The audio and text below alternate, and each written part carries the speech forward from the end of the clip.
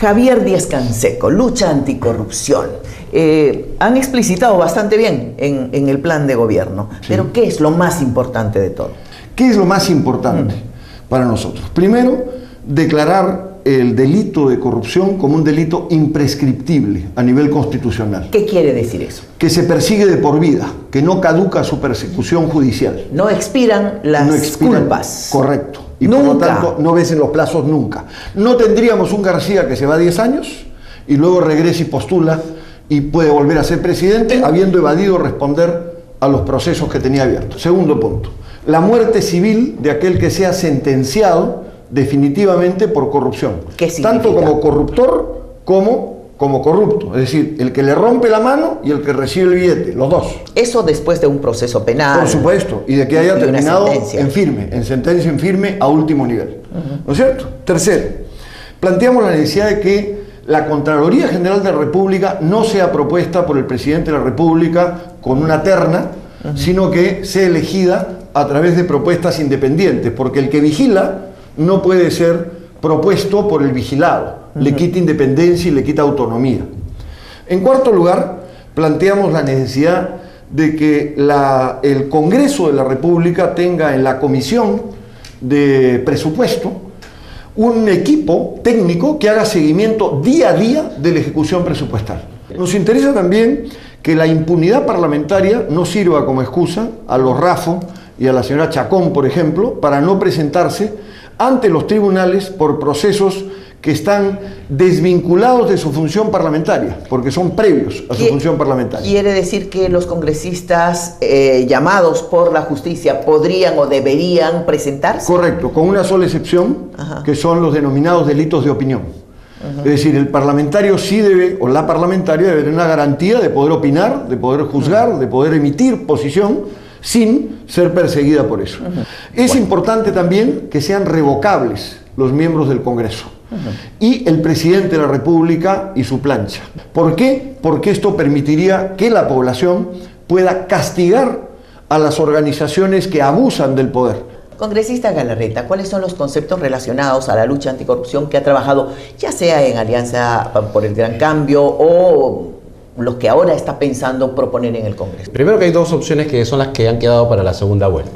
Y finalmente, donde me va a tocar participar, que es en el Congreso de la República, ya hemos tenido una experiencia muy ingrata con este Parlamento. Este Parlamento, creo que una de las más grandes falencias que tiene básicamente la función de fiscalización.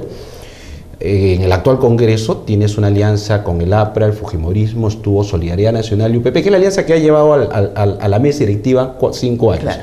Pero esta alianza, ¿por qué la comento? Porque esta alianza ha impedido, por ejemplo, que en cualquier otro gobierno, además es un gesto democrático, lo dice la Constitución, varios ministros deberían haber sido no solamente interpelados, sino probablemente los hubieran sancionado. Lo que haría de sus planteamientos, usted ha hecho una campaña relacionada puntualmente además, al tema de corrupción. A mí nadie me rompe la mano, de hecho, supongo que haciendo alusión precisamente a ese acto de corrupción. Una de las primeras entrevistas que hice, además un diario, uno de los primeros diarios que hace comercio, yo señalaba justo el comentario cuando me preguntaban por qué no confiaba en el presidente García. Yo decía, yo no confiaba en alguien que regresaba al país después que sus delitos habían prescrito.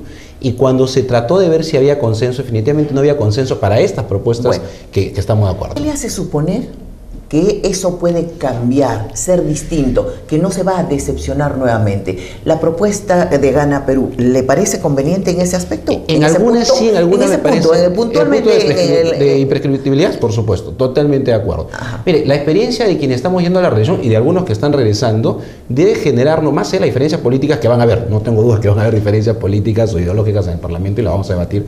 Pero en temas como lucha anticorrupción, como tema de defensa del Estado de Derecho y la democracia, debería tendernos puentes. Nosotros estamos reuniéndonos con Renzo Rayardo, con Carlos Brus, que somos congresistas que venimos del Parlamento anterior, justamente para ver cuáles son esos problemas que ha tenido este Congreso, entre ellos no aprobar, por ejemplo, un tema de la imprescriptibilidad de los delitos. ¿De qué dependería que los demás congresistas aceptaran tal cosa?